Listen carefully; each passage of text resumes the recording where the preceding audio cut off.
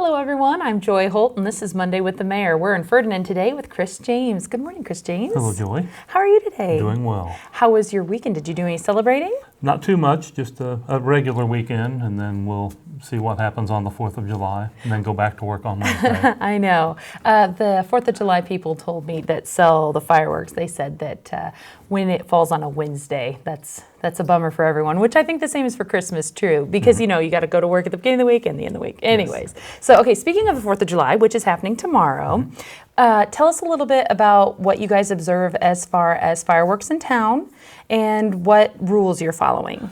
We pretty well follow the dictates of the state law. We don't have our own specific town of Ferdinand ordinances concerning fireworks. We defer to what the state law says. And over the 4th of July holiday, and I think New Year's, they also have expanded hours and some leniency, if you will, for what to set off, when to set off, and that type of thing. So we observe those.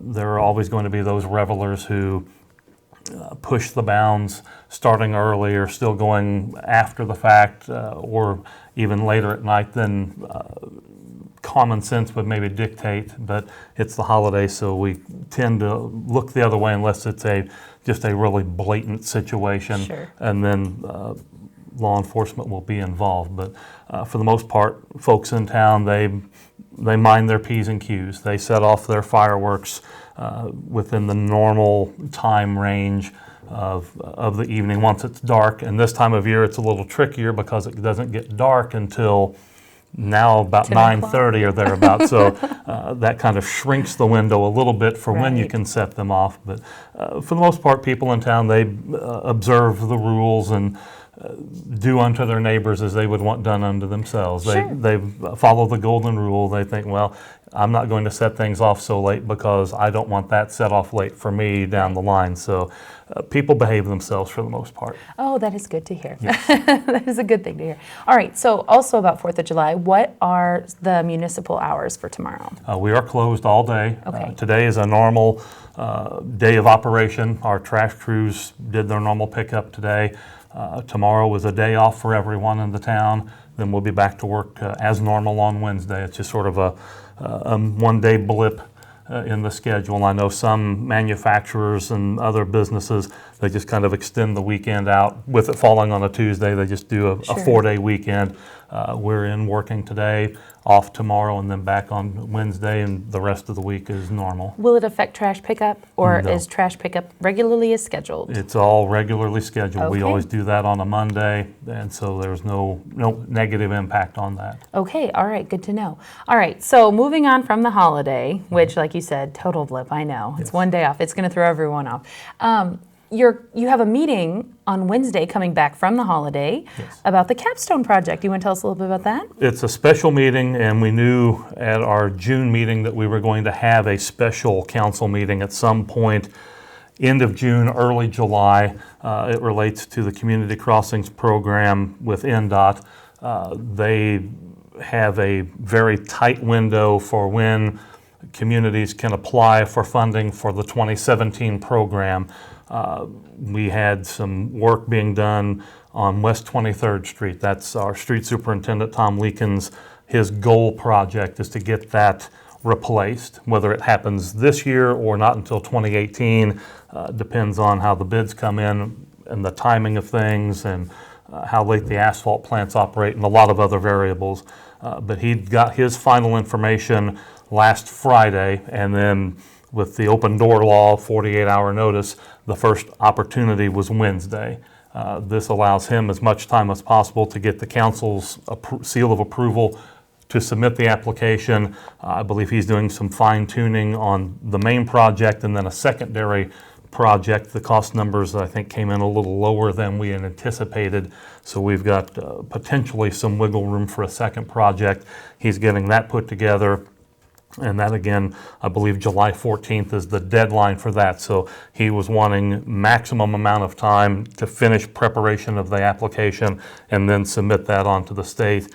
And if everything goes as last year, They will give us the thumbs up, and then we can start the process of putting it out for bids, receiving, and continuing on with that process. So that's going to be the bulk of the activity Wednesday evening, is just to mainly give Tom the go-ahead, officially go-ahead, and submit that application ahead of the deadline, and then wait and hear back from NDOT as to how we proceed with that. Okay, great. That's wonderful. You guys are moving along with all your work. Well, we're trying. This program, the community crossings, it came into effect last year when the state legislature really started to look for ways to, in a sense, shush communities have been saying we need money for our roads. And so they released a lot of LOAP monies last year. Many communities, Ferdinand, Huntingburg, Jasper, all took full advantage of that. And we still have a couple of streets, West 23rd significantly among those, that we really want to do something with. It's breaking down in some places and needs to be renovated, if not completely redone. And we're mindful of our dollars. And with this past legislative session, they tweaked the rules on the split. Last year it was a 50-50 match, up to $1 million. For communities 10,000 or less, this year it's a 75-25 match. If you're bigger than that, it's 50-50. We fall into that range.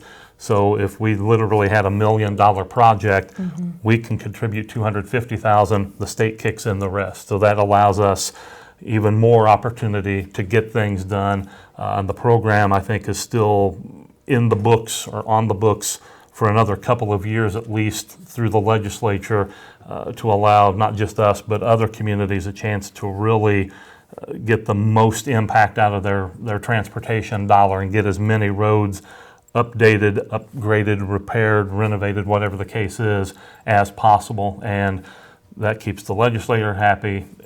Obviously, the motorists are happier, and then that reduces the amounts of complaints to the community about why are your roads in such bad shape. So it's as much as a win-win situation as possible. Wonderful. It's good to hear that you're doing that. So we're trying. Speaking of roads and sharing them, I believe I heard that you have a wonderful relationship with Spencer County when it comes to controlling traffic off the interstate here for Holiday World. Do you want to tell people a little bit about that and give them a kind of a heads up? Well, the relationship is more with Holiday World and individual communities as opposed to us together. But now that we're really into July and August range where they see their highest spike of traffic flow, as folks come off of the interstate, it's exit 63 at Ferdinand, you will have periods of moderated traffic.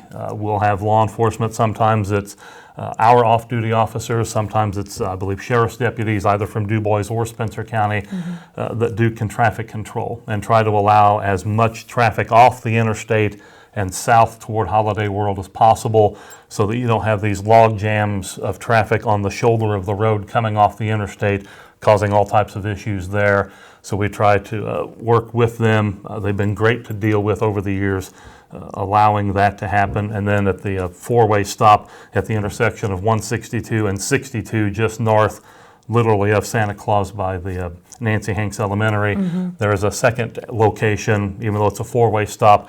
There's off-duty officers there at those key crunch times where there's the highest amount of traffic.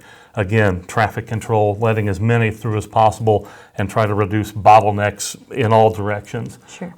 So we're happy to help out where we can on that, and just to encourage folks, if they know they're coming, to leave a little earlier. For us in Ferdinand, it's an hour time difference, but folks know that they can leave a little early and just kind of chill out in the parking lot if need be, and kind of beat the traffic that away.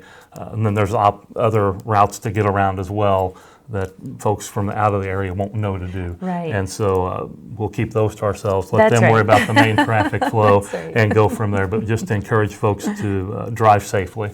Well, all right. Good deal. Well, thank you so much for taking your time to sit down with us Thank you, today. Joy. I really appreciate it. I hope you have a wonderful 4th of July. Thank you. Same to you. All right. Enjoy. Yes, ma'am. This has been Monday with the Mayor here from Ferdinand. I'm Joy Holt.